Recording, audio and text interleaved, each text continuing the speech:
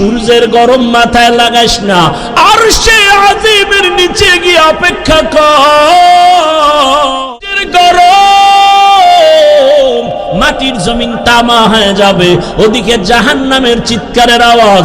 জাহান্নাম চিল্লায় বলবে, হে মালিক, বেনামাজি গুলো কই, গুনাহগার গুলো আমার পেটের মধ্যে দাও, আমার পেটের মধ্যে ক্ষুধা। নবী আপনিই তো ভয়ঙ্কর হালাতের কথা বলছেন। জাহান্নামের চিৎকারে হাসরের ময়দানটা থরথর করে কেঁপে উঠবে।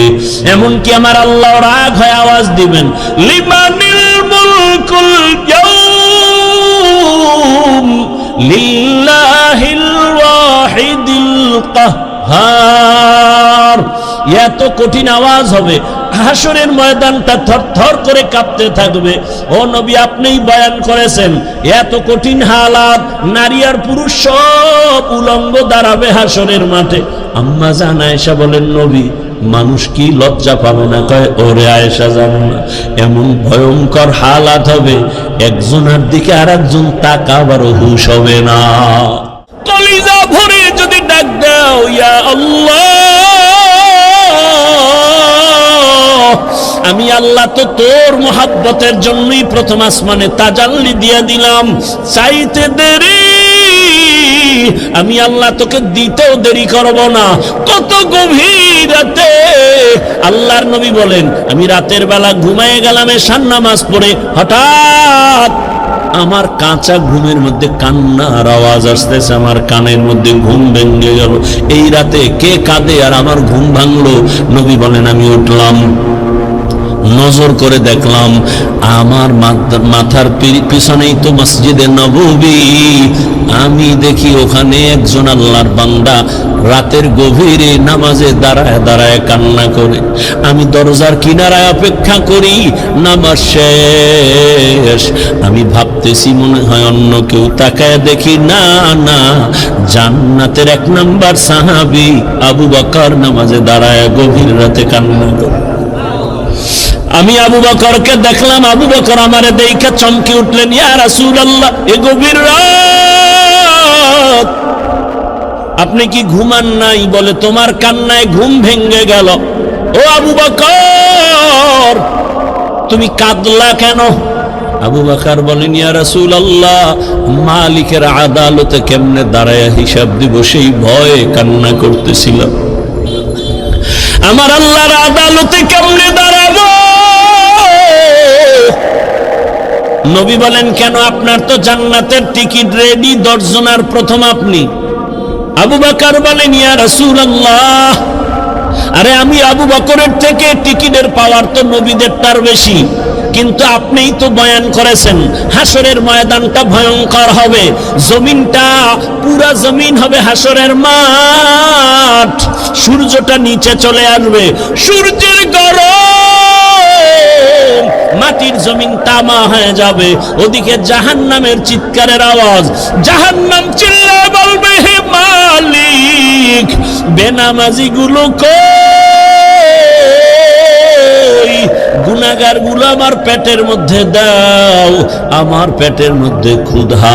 নবী আপনিই তো ভয়ঙ্কর হালাতের কথা বলছেন। জাহান্নামের চিৎকারে হাসরের ময়দানটা থরথর করে কেঁপে উঠবে। এমনকি আমার আল্লাহ রাগ হয়ে আওয়াজ দিবেন, লিমানিল মুলকুল ইয়াউম লিল্লাহিল ওয়াহিদিল কাহ্হার। এত কঠিন আওয়াজ হবে, হাসরের ময়দানটা থরথর করে কাঁপতে থাকবে।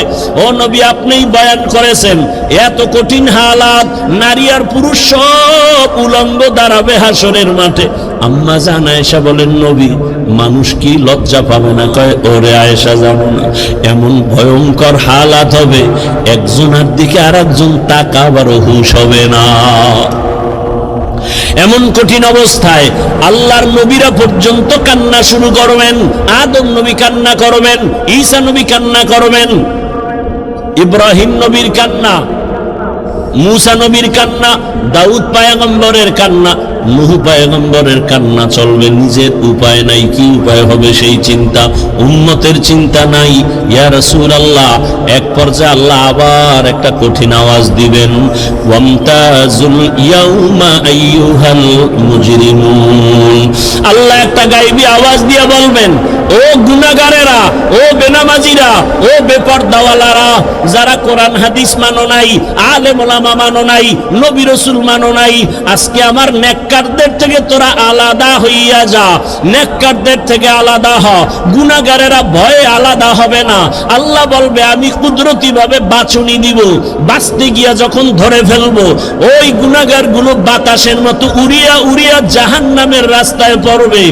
আর আল্লাহ বলবেন, ও আমার নেকাবুলওয়ালা, ও পর্দাওয়ালা নামাজি, সূর্যের গরম মাথায় লাগাইস না, আরশে আজিমের নিচে গিয়ে অপেক্ষা কর, রহমতের নবীর সাথে তোমরা সব জান্নাতে যাইবা। আর যারা গুনাহগার বেনামাজি, এদেরকে জাহান্নামের পথে দাঁড় করাইয়া আল্লাহ বলবে, ও ফেরেশতারা, লাইনে দাঁড় করাও, আর আমি বাম হাতে আমলনামা দিব। ও রহমতের নবী, আল্লাহ যদি আমি আবু বকরকে ডাইকা বলে, আবু বকর আমার জান্নাত পাইয়া কি নিয়ে আসছো বলো, আমি যদি বলি আল্লাহ তোমার জান্নাতের মহাব্বতে তোমাকে পাওয়ার জন্য নামাজ রোজা তেলাওয়াত জিকির নিয়ে আসছি, আল্লাহ যদি বলে আবু বকর আমি যেইভাবে নামাজ চাইছি ওইভাবে হক আদায় করে নামাজ আদায় করো নাই, আমি যেইভাবে রোজা চাইছি ওইভাবে হক আদায় করে তুমি রোজা আদায় করো নাই, তোমার আমল আমার কাছে পছন্দ হয় নাই, সাথে সাথে আমার উপরে জাহান্নামের অর্ডার জারি হয়ে যাবে। ওই সময় আমি আবু বকরের কি উপায় হবে? চোখের পানি ছেড়ে কান্না করি, ও পয়গম্বর দোয়া করবেন আল্লাহর আদালতে যেন নাজাতের রাস্তা খুলিয়া যায়। ও আমার যুবক বাবারা, বৃদ্ধ বাবাজিরা, পর্দার আড়ালের মা বোনেরা, আমি যে এত কষ্ট করে আপনাদের যত বয়ান শুনাইছি, আমি একবারও কিন্তু বলি নাই মাদ্রাসায় আসো, স্কুল ছেড়ে দাও, কলেজ ছেড়ে দাও, না, বরং তুমি কলেজে পড়ো, স্কুলে পড়ো, দাবি নাই। তুমি ডাক্তার হও, ইঞ্জিনিয়ার হও, প্রফেসর হও, এসপি হও, ডিসি হও, এমপি মন্ত্রী যাই হও না কেন, অনুরোধ করি বাবা, তোমার মতো কত যুবক স্কুল কলেজে ভরিয়াও নামাজ ছাড়ে না, দাড়ি কাটে না। নিজের বিবেকটাকে জিজ্ঞাসা করো, তোমার কপাল কেন খারাপ, তুমি পারো না কেন? তোমার মতো কত যুবক রাস্তায় গাড়ি চালায়, 5 বেলার নামাজ পড়ে নাই, বলো তুমি কেন পারবা না? তোমার মতো যুবক র্যাব, আর্মি, পুলিশ, বিডিআর এর চাকরি করে নামাজ পড়ে, তুমি কেন পারো না? তোমার মতো যুবক তাকায় দেখো, নদীর মধ্যে মাছ ধরে নামাজ পড়ে, কৃষি কাজ করে নামাজ পড়ে, নিজেকে জিজ্ঞাসা করো তোমার কপালে কার বরদোয়া লাগছে, মা বাবার নাকি শিক্ষকের নাকি উলামায়ে কেরামের? না হয় তোমার মতো যুবক যদি দুনিয়ার সব লাইনে চাকরি করে, ব্যবসা করে, নামাজ পড়ে, তুমি পারো না কেন? ও পর্দার আড়ালের আম্মা জানেরা, আপনার মতো কত মা এই এলাকায় এখনো খুঁজলে পাওয়া যায়, বেপরদায় চলে না, নামাজ ছাড়ে না, মোবাইলে সময় নষ্ট করে না। ও আম্মা জানেরা, বোনেরা, মনটা কি চায় না একজন আদর্শমান ডাক্তারের মা হয়ে যাবেন? আপনার সন্তানের ব্যবহারে শিক্ষকরাও দোয়া করবে, আপনার সন্তানের আচরণে আলেম ওলামাও দোয়া করবে, আপনার সন্তান ডাক্তারি করবে, নামাজ পড়বে, কোরআন তেলাওয়াত করে আপনাদের জন্য দোয়া করবে। এরে আম্মা জান, যদি এমন চান আপনাকে আদর্শবান হতে হবে, আর জমিনে রহমতের নবীর আদর্শ থেকে সুন্দর আদর্শ আর নাই। ও আল্লাহর বান্দারা, ও আমার যুবক বাবারা, মা বোনেরা, বৃদ্ধ বাবাজিরা, তওবার দরজা খোলা, আল্লাহর কাছে তওবা করেন, সাহায্য চান, নামাজের মাধ্যমে, ধৈর্যের মাধ্যমে আল্লাহকে মনে মনে ডাক দেন। ও যুবক বাবা, জীবনে তো দাড়ি কম কাটো নাই, বেপরদায় কম চলো নাই, এখনো কি তোমার মনের শখ মিটে নাই রে বাবা? কয়দিন আর হায়াত পাইবা জানা নাই, আর কবে গুনাহ থেকে তওবা করবা জানা নাই। অন্তর যদি ভালো হয়, যদি তওবার নিয়ত থাকে, মনে মনে আমার আল্লাহকে ডাকো আর বলো, হে আল্লাহ, জীবনে কত হাতের দ্বারা গুনাহ করলাম, জবানের দ্বারা গুনাহ করেছি, চোখের দ্বারা গুনাহ করেছি। ও আল্লাহ, আমার মতো যুবক জেনারেল লাইনে থাকিয়া যদি নামাজ পড়ে, আমি কেন পারবো না? আল্লাহ তুমি বুঝি বেজার হয়ে গেছো, আজকে থেকে তওবা করতেছি, মরিয়া গেল আর নামাজ ছাড়বো না, দাড়ি কাটবো না, বেপরদায় চলবো না, মা বাবার দোয়া নিয়া, শিক্ষকের দোয়া নিয়া, উলামায়ে কেরামের পরামর্শ নিয়া, রসুলের আদর্শ মেনে চলবো। আর আলেমদের মহাব্বত অন্তরে নেও, কারণ এই উলামায়ে কেরাম তোমার জন্য চোখের পানি ছেড়ে আল্লাহর কাছে দোয়া করে, গোটা উম্মতের হেদায়েতের জন্য দোয়া করে। আরে এত কষ্ট করে লেখাপড়া করে এই মাদ্রাসার সন্তানগুলো, খোঁজ নিয়ে দেখবা রাতের বেলা ঘুমায় না, ভোর রাতে উঠিয়া মাওলার কোরআন তেলাওয়াত করে, নামাজ পড়ে, দোয়া করে। এলাকায় শান্তি দাও, অসুস্থ রোগীদের সুস্থ বানাও।